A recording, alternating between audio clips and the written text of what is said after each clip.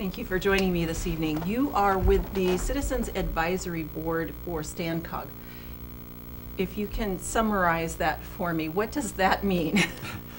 Yeah, well, not everyone is aware that STANCOG exists and what it does, but the COG is a council of governments, so it's a collection of elected officials from throughout the county. Oh, okay. And okay. it includes Board of Supervisors members, as well as mayors and their representatives from the cities like Ceres and Patterson, Modesto, Oakdale, Riverbank. And so they either send representatives or the mayors can attend themselves. The members of the Board of Supervisors usually attend those meetings. They meet, and they're called the Policy Board. We meet, the Citizens Advisory Board meets separately. We meet with basically the same agenda they do and discuss that agenda. And, you know, if we have any comments to make, we add those before it goes to the Policy Board. And, you know, my initial interest in it was when the Policy Board had put through an agenda that included a freeway project for 132 West. And they held a meeting back in 2010 at the SOS Club. And that was really the first meeting that I attended. It was a big public meeting. It was I think advertised I recall that. in the paper. So I attended that meeting. And it was while I was at that meeting that a senior planner at STANCOG mentioned the Citizens Advisory Committee, and they also have a bicycle pedestrian advisory committee, and he said that I may be interested in serving on one of those. So from there, you know, I became more active and more engaged and involved, mostly, you know, with an interest in the 132 West project, because that's where I live. I live in the county in District 3 in Terry Withrow's district. And it would, you know, the project would have an effect on me. And so I was interested in particular at the beginning, if they were going to create this new alignment for 132 West, I wanted to be sure that it would also serve cyclists and pedestrians, because I bicycle to work, and I wanted to make sure that whatever it was they were designing might meet the needs of people besides just the ones commuting in cars. So did you get more than you bargained for? I definitely got more than I bargained for. The more meetings I attended, the more... I see you have a binder. Yes. The more questions arose about just partly the way the STANCOG had moved the project from the beginning. It seemed to really try and fast track it. And they didn't seem prepared in many ways. There were financial problems, which is one of the reasons I supported Terry Withrow when he ran for District 3. I supported him against Bill Lyons because of his CPA background. I thought, well, you know, we can have somebody look at the financials on this as well. But you know, you said I got more than I bargained for. There were a couple of neighbors, a couple of ladies that have lived in the community forever on the west side of 99. And one of them's name is Julie Bergelli. She started getting real interested in what was in the soil stockpiles that were at the location of this interchange they were proposing. And at first, I had no idea. But as she brought it up at a couple of meetings and I became more aware, I realized that there probably was a concern. The soil, it turns out, was dug up when they built 99. It was dug up, it was originally part of the FMC site, and the FMC site had some big evaporation ponds, and those evaporation ponds were excavated. So they dug it up and dumped it somewhere in else. 1960, yeah, when they were building the freeway, and they dumped those piles of soil where they're located now, along Kansas, between Carpenter and even there's a pile on the east side of the freeway too. When they dug it up in 1960, did they not test the soil to see if it was toxic then, or was there not a toxic dump site? I mean, why did they just dig it up and then throw it over there? Well, those are interesting questions. I don't think we have a really clear answer. I think there was an awareness that the soil they were moving was contaminated even back in 1960, and it might be interesting to know what sort of negotiations went on when it came to actually stockpiling that contaminated soil in the community. But I don't think the community was aware necessarily for a long time. And then, you know, as a result of StanCog pursuing the project, it became obvious that Caltrans has been aware that there are issues regarding the contamination. So Caltrans is involved too? Yeah. Okay. So my question is, what is it contaminated with? I mean, there's a lot of contaminants, and to different degrees, it's just kind of bad soil, and others are like, you know, the Geiger counter, you know, and we don't want to live near there. Where are we with that soil? Yeah, well, not, you know, I'm not worried about radiation. What I'm worried about is the metals contamination. There are quite a few different kinds of contamination in the soil, but the heavy metals, the metals contamination, seems to concern people the most in terms of whether it may have percolated from these piles and into the groundwater. Now, like I said, Caltrans has been aware probably for a long time that this was an issue. Probably, you know, from the 1990s at least, they knew they had a toxic site that was serious and posed maybe some serious problems or concerns.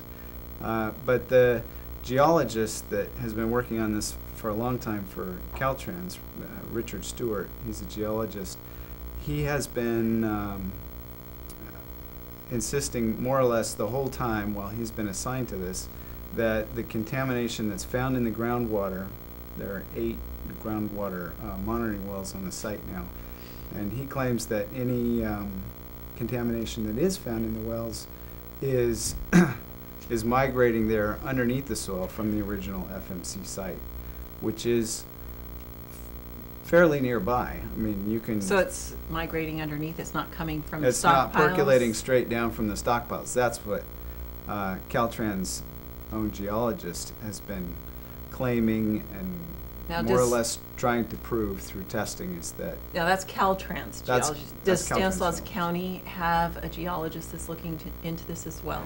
Well, not Stanislaus County, but through Cal EPA, Caltrans has had to contract with DTSC, the Department of Toxic Substance Control, and they are like a branch of Cal EPA, and the Regional Water Quality Control Board. And both the Regional Water Quality Control Board and the Department of Toxic Substance Control have geologists who have looked at the environmental reports and the human health risk assessment that Caltrans has been required to do. And when I made some of my initial public information requests, what I became interested in was the comments that went back and forth between the Department of Toxic Substance Control and a geologist there named Randy Adams and Caltrans. And it seemed to me that you know, in exploring the information I got back in my public information requests back in 2011, that there was some real concern, and the concern was being expressed by Randy Adams at the DTSC, that he was not entirely convinced that the contamination they were finding in the groundwater was coming from FMC. He felt like it might very likely be percolating straight down from the 120,000 cubic yards of soil that they had stockpiled. And so the project, Caltrans was pursuing an environmental project and was monitoring these eight wells in 2006, they did two testing events, and then stopped abruptly. And I thought it was interesting that they had just stopped, you know, because Caltrans stopped there? Caltrans just stopped. And you know, they sort of justify it in that the project itself, the 132 project, has been a real stop-start project.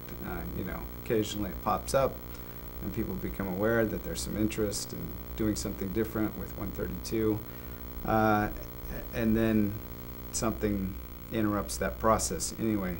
I'm not sure quite all of the politics in 2006 because I was not following it then. I only really began following it in 2010. And so it's when it popped back on the radar and there was this gap. There was, you know, these monitoring wells had been drilled back in 2006. They monitored them twice. They did two quarterly sampling events, and then sort of abandoned it, and then came back to it in 2011, and they were treating it more or less as if, you know, they were finished, like they tested it. So they tested it twice, and Twice. then they were done? Well, that seemed to be Caltrans' position, as if they were finished. And then through my involvement on the CAC, I just challenged that. You know, through some of the comments that were made by the Department of Toxic Substance Control, the Department of Toxic Substance Control had recommended back in 2006 that they continue quarterly sampling.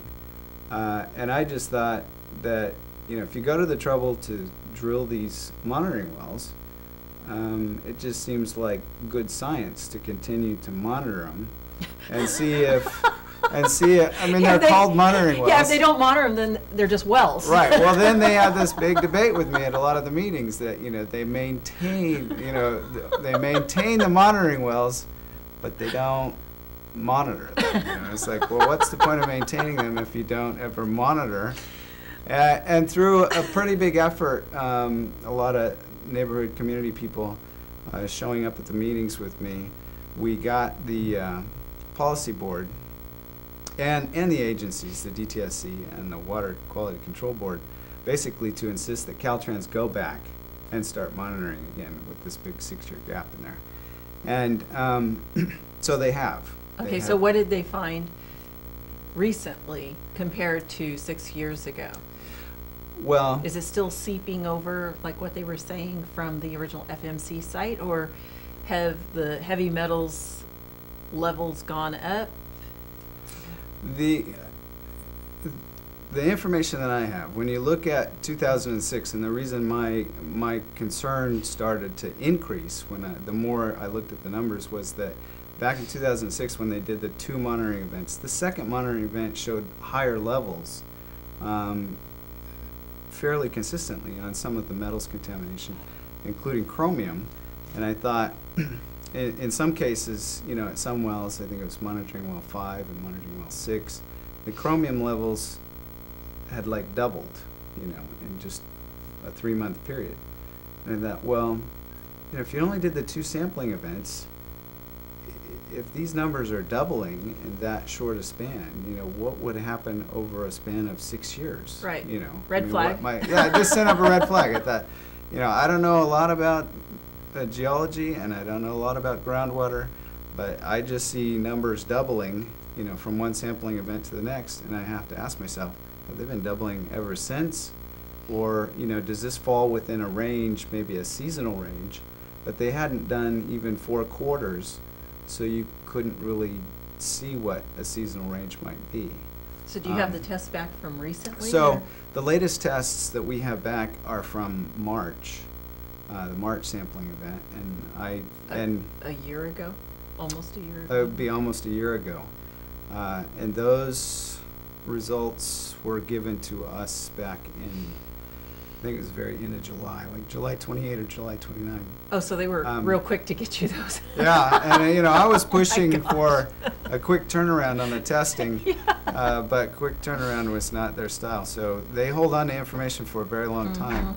And then, you know, when the reports are published, Sam Hack at Caltrans is now in charge of what they call the soil stockpile project. They have separated this project from the 132 West project and given it its own sort of title and name. And so Sam Hack is in charge of this, and when she was questioned actually by Garth Stapley on November 28th when we did the site visit just this November. She had commented that, back to the March data, that, in that data there hadn't been any surprises. Well, it kind of looks to me as if, there's some sort of agreement or some cooperation between the Geocon, who's the contractor that's doing the testing, and Caltrans, that, you look at the numbers now, and indeed there are no surprises, there are no anomalies. In fact, all of the numbers, rather than going up from that last testing they did in 2006, all of them have been, brought down. And of course, they insist this is just the testing, and it may, it could very well be just the testing. But, the latest thing I have then is the 2006. It's the second testing event in 2006 that now stands out, because those were the worst numbers. And again, pretty incomplete data. It's hard to follow. Like if there are seasonal variations, if at times because of rainfall and things, there's greater percolation or less. But I did talk to another geologist who does work for the county, who works at the county center, Horatio Ferraz, and he just remarked that it was very unusual that anybody who had been required to do this kind of groundwater monitoring would allow that kind of a big gap, a big break.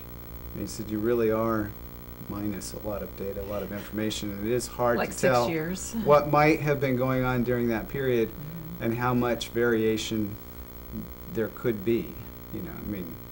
The difference between a wet year and a dry year, or just the dry season, summer months when you test and winter months.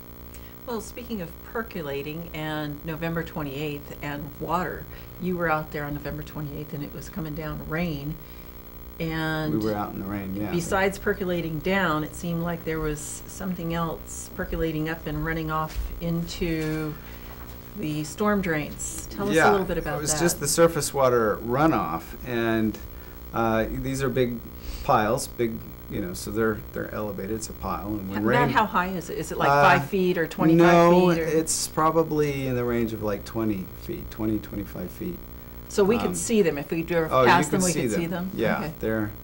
they're sizable mounds, like in preparation for the construction of overpass. So they're big. You can't miss them.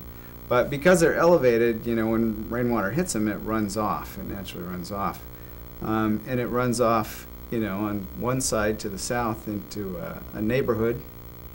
And one place where we were standing for this site visit that was on November 28th is right there, in between stockpile 1 and 2 along Emerald Avenue.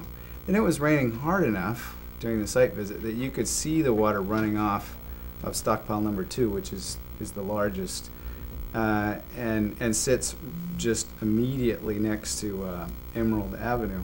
Well, that water runs off onto Emerald Avenue first, and then down the street toward the market there in the parking lot, towards Kansas, and into the city storm drain. Oh, wait, is that where the Mercado is? Yeah. And the Italian restaurant now? Yeah.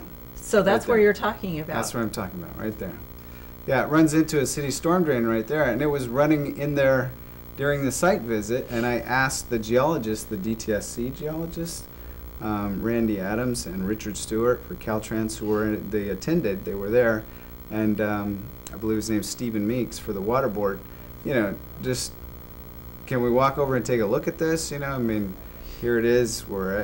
This is a rain event, and there's surface water leaving the site, which Caltrans has claimed in some meetings that no surface water leaves, and it just seemed very obvious. You could just watch it leaving. And I thought we should just watch it all together. Go over and look at the storm drain, watch the water run off. Anyway, no one was interested in walking. All we had to do was walk across the street, but nobody. Well, Sam Hack, the project director for the soil stockpiles, didn't want anyone going anywhere else from the parking lot, and so, she sort of killed the idea.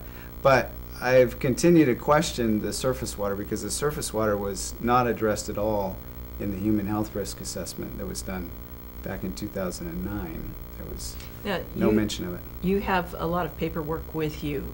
I'm interested in that one right there, the health risk of that surface water, because if it's raining and it's hitting the stockpile and it's sheeting off and going into the storm drain, that goes to the river.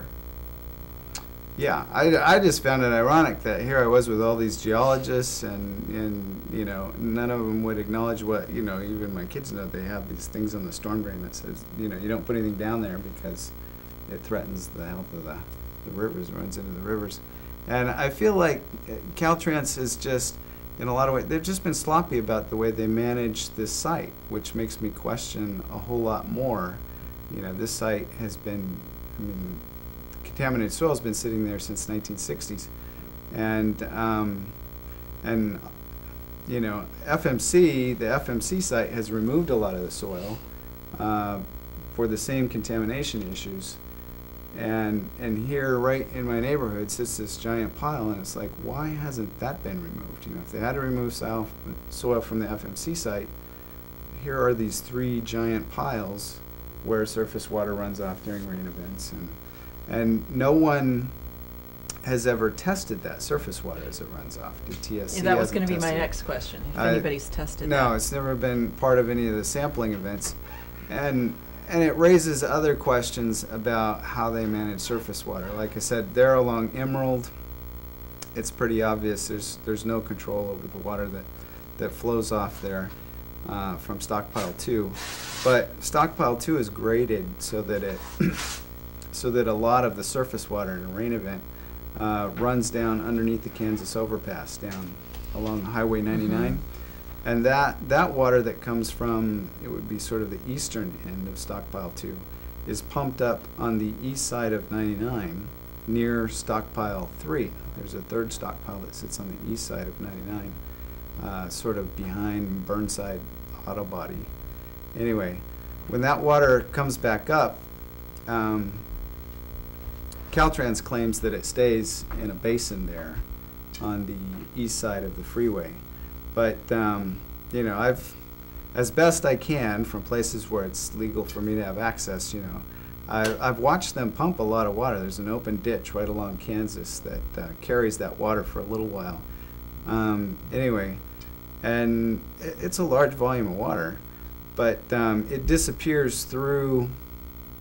It used to disappear right through the berm in a ditch, right through the stockpile number 3, and then it supposedly stayed in a basin. But the basin is not very large, and in fact, as a result of the ramp project they just finished, it's been regraded. And so at the very last meeting I attended, the policy board meeting at the COG, at StanCog, I asked Ken Baxter, who represents StanCog, or who represents Caltrans, during some of the StanCog meetings, I asked him whether or not that water, the surface water they're pumping to the east side, whether it can travel anywhere else, whether there's any infrastructure that might take it somewhere else other than on their site, and specifically whether it might go into the MID lateral, which is right next to their property. And he didn't have that information. He referred me back to Sam Hack, and I've asked Sam Hack before. I asked her on the site visit on November 28th if we could go over and have a look at the infrastructure and see where the surface water went, which she declined to take me over there, or any of the other people from the neighborhood. So I'm still asking. I've made another public information request to try and find out, and I've gotten a commitment from Randy Adams at the DTSC. He is currently working on getting me that information about whether or not any water, whether there's even any infrastructure that would allow Caltrans to remove water from the site or put it into the MID lateral. And I've also brought up to Randy Adams that, you know, regardless of whether they can move the water into the MID lateral, that the surface water that does leave, if it leaves there into the MID lateral, it should be tested as it leaves to know toxicity, since that can end up in the river. And we also know that the water that goes down the storm drain along Emerald can end up in the river. So it just seems like it's time to start testing that to see how toxic it is, since other people, my family, are farmers, and farmers are being held accountable for contamination in their surface water runoff. And I just feel like if you're going to hold the farmers accountable, certainly Caltrans should be accountable for whatever surface runoff or contamination might leave their property as well. They should be. If someone would like to have more information about this, do you have a website with some of this information on it? Or do you have a meeting where people can attend? Well, people could attend any of the meetings at STANCOG. You know, their meetings are online, and it would certainly be welcome if more people from the community, they could attend the Citizens Advisory Committee. They're all public meetings. They could attend the policy board meetings, and all those are open to the public, and it's a good way to start getting informed. That's how I started getting informed. I don't have a separate website really that features this. You know, I mean, people are certainly welcome to contact me, but I sort of do it through my activity on the Citizens Advisory Committee, and others are welcome to join the Citizens Advisory Committee. They are looking for members. We are currently, I think, about 8 or 9 members, and you know, they can have as many as 14 or 15. Okay. So it's a good way to participate. Well, thank you for joining us this evening, and I look forward to hearing more about this, because that's not too far from where I live, a couple of miles down the road, and that's of major concern because I do have a ground well, and some of my friends out in that community where you live have ground wells, and there's a school nearby. That certainly got my attention as I read the human health risk. One of the things it says in the human health risk is that there are no residential wells within a 1 mile radius. And then, you know, that struck me odd because I have a residential well which is within a 1 mile radius of the stockpiles. And I thought, you know, that's an error, you know. I mean, that's an error that needs to be corrected. And I'm certainly not the only one. A lot of neighbors have their own wells. And I thought these wells are potentially at risk, as well as the city's wells. The city has 2 wells that are very nearby, one at Emerald Avenue and another one at Elm. And I've had a very difficult time getting clear information on how much of what they call the constituents of concern, the heavy metals, have shown up in the city's wells over the years.